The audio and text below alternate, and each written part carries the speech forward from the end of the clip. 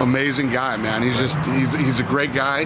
He's been a friend of mine for a long time, and you're not worried about losing any viewers over your friendship with the president. I have a daughter, okay, and I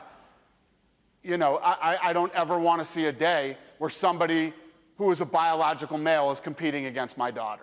Alright, let's talk about Dana White, the man who's practically in a league of his own when it comes to shutting down reporters, critics, and honestly, anyone who tries to push their own agenda onto him. Dana doesn't just stand his ground, he steamrolls right over them. And it's not just about being the boss of the UFC, it's his whole no-nonsense attitude toward handling what people like to call the woke media. Whether it's his friendship with Donald Trump, his unapologetic love for free speech, or his blunt takes on woke culture, Dana's made one thing crystal clear. He's not here to win the popularity contest or make anyone happy. I have a daughter, okay, and I don't ever want to see a day where somebody who is a biological male is competing against my daughter. We've got a perfect example of this not long ago when the reporter tried to grill him about giving UFC fighters a bit too much freedom to say what they say. Dana's response, he didn't just brush it off. He served up a serious dose of truth. Free speech, brother. That's his vibe. Dana doesn't play censors, doesn't tell his fighters what they should think, and definitely doesn't believe in putting any kind of leash on them. He's all about letting people be who they are, unfiltered and unapologetic. And you are getting into territory of homophobia, transphobia. Like, is there... I don't give anybody a leash. Well, I'm saying you... A leash? Like... Free speech. And let's be real. Whether you're a fan or a critic, you can't deny Dana White is far from your average suit-wearing exec. This guy is a powerhouse worth over $500 million, with a daily grind that would leave most people completely wrecked. He's got the UFC thriving like never before, he's diving into groundbreaking new business ventures, and somehow he's even carved out the time to invent an entirely new sport, slap fighting. Yeah, Dana's on another level. The deal that I just cut for Slap is bigger than the UFC deal we cut with Spike TV after the first season of The Ultimate Fighter. I don't give a what the media says about it. They don't matter. Dana White doesn't hit the brakes, ever. So if you think a little backlash from the media is going to keep him up at night, think again. Dana's far too busy, crushing it and climbing higher, to bother with the so-called woke critics flooding Twitter with their opinions. I just hate that. I get it. You want your clicks or whatever it is you guys want to get, your little moment that you can post, but I will attack you if you do that. But honestly, that's just scratching the surface. If you've ever seen Dana White go toe-to-toe with reporters, you know he has absolutely no patience for people fishing for drama or trying to stir up a headline. Take the classic question about why he lets his fighters trash talk. Dana, he just shrugs and keeps it real. This is the fight business. Trash talk isn't just a sideshow, it's baked into the culture. He's not wrong. Fans love the punches inside the cage, but they're just as hooked on the verbal jabs outside of it. Still, some reporters love turning these moments into overblown controversies. They toss out loaded questions, hoping to spark outrage, but Dana's not having it. His response? A cool, straightforward reality check. The N-bombs. Okay, he's black. Who gives a shit? I was going to say, so you don't have any concern about the way the build-up, the tension between those two? I could care less. This is the fight business.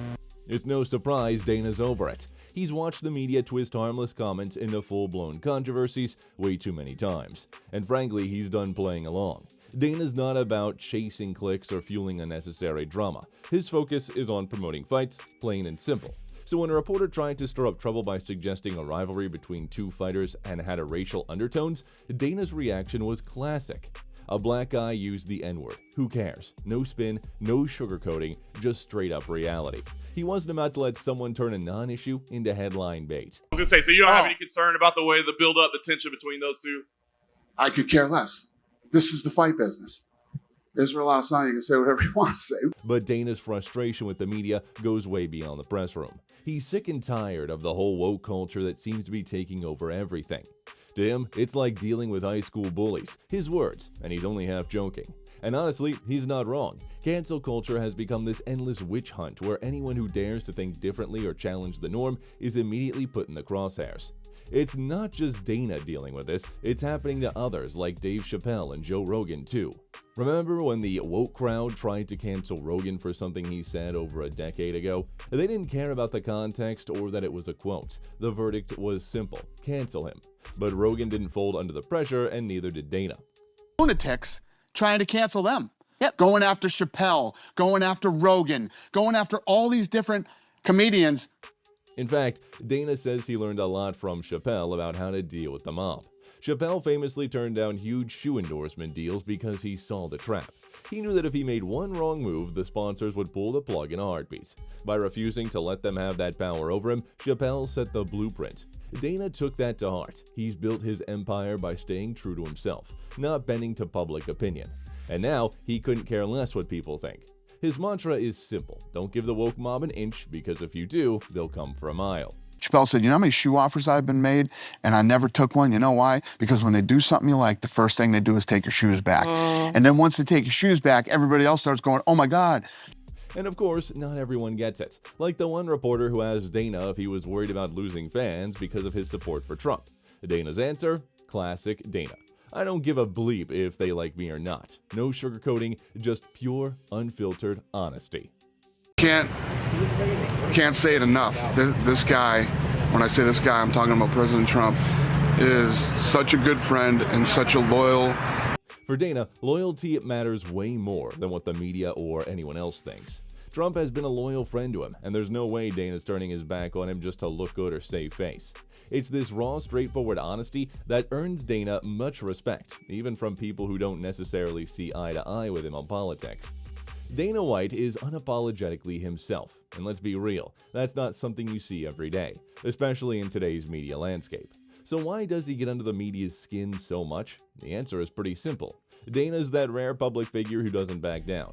In a world where everyone's tiptoeing around, afraid to say the wrong thing, Dana stomps in with steel-toed boots, making it clear he's not here to please anyone. He's not interested in catering to the woke crowd, and he's definitely not about to let the media tell him how to run his business or his life.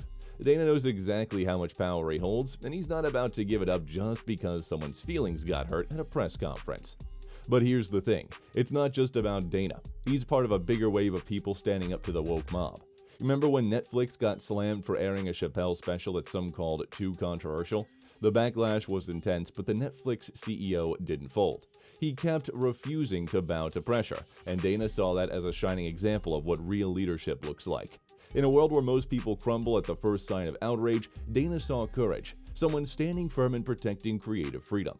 To him, that was a rare and much-needed moment of strength in an industry that often chooses the easy way out. When that thing went down, everybody was attacking Chappelle and saying, take that down, cancel him, blah, blah, blah. And the CEO of Netflix stood up.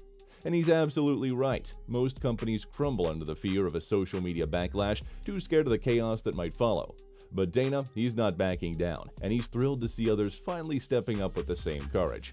Dana's commitment to free speech doesn't just stop at the UFC either. It stretches into sports as a whole. He's been vocal about what he sees as a ridiculous trend: biological males competing in women's sports. I have a daughter, he said.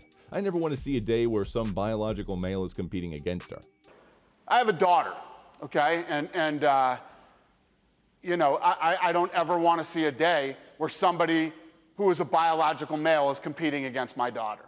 To Dana, this isn't just about opinions. It's about fairness and plain old common sense. And he's not afraid to speak about it. He's watched as some sports and organizations bend over backwards to embrace these trends, even when they've seemed to fly in the face of logic. But Dana, he's drawn the hard line. This brings up the bigger question: why aren't there more people like Dana White? Why are so many public figures so scared of backlash that they end up betraying their own beliefs just to avoid it? Dana shows that standing up to the woke mob isn't just possible, it's essential if we want a world where people can still share real opinions without constantly fearing retaliation. He's not asking for anyone to agree with him. What he's pushing for is simple: a return to the basic respect for different viewpoints, even if they're not popular. If you don't like me, Right. because I'm friends with this guy, that's your problem, not mine. Here's the thing. Dana's success and influence come from one simple fact: he's unapologetically himself. Yeah, he's blunt, but he's also 100% real. And honestly, in a world that feels more polished and sanitized every day, that kind of raw authenticity is like a breath of fresh air. He's practically giving a masterclass on dealing with criticism, standing firm on your beliefs, and living your life by your own rules. If you're sick of watching people tiptoe through topics and caving under the slightest pressure, Dana White's approach might be what you need. He's proof that you can build an empire, thrive, and still say exactly what you feel without sugarcoating a single word. Love him or hate him, one thing's for sure, Dana White isn't going anywhere. He's here for the long haul, and he's not afraid to ruffle a few feathers along the way. So what do you think? Should more public figures take a page from Dana's playbook? Drop your thoughts in the comments below. And hey, if you're all about unfiltered takes like this, make sure to hit that like button and subscribe.